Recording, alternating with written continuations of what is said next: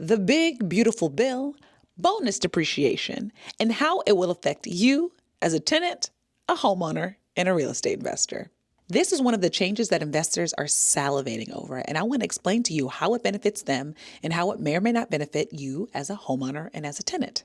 So let's talk about it.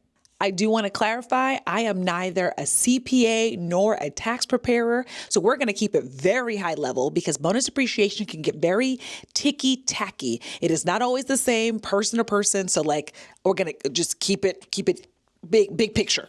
When a business owner charges an expense, they're typically able to write that off of their taxes the moment it happens, but not always and not for all purchases. Sometimes larger purchases like cars or commercial business property you plan to use yourself cannot be fully deducted in the year that they are purchased. It has to be deducted over time, like 20 to 30 years. And before the big beautiful bill, that bonus depreciation was about 40% of the cost.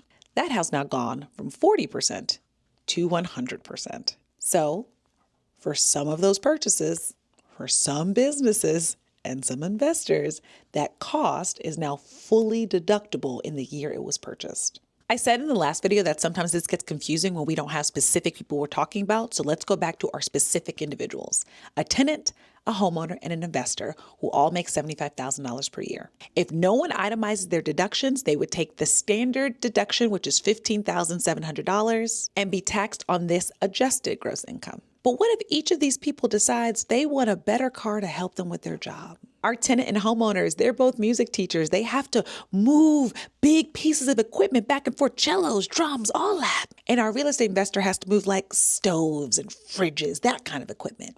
Our investor in 2025 might have the ability to write off that entire purchase, lowering their taxable income from $75,000 to $45,000. Our music teachers, they also paid for their cars in cash, but the likelihood of them being able to write it off, not very high. So their taxable income doesn't change. Three people making the same amount of money, purchasing the same car in the same way, will have different tax burdens, with the investor having the potential to pay significantly less. As a tenant paying rent, even though you are paying higher than it costs to run your portion of the property, you don't get any of these tax benefits. That all goes to the owner.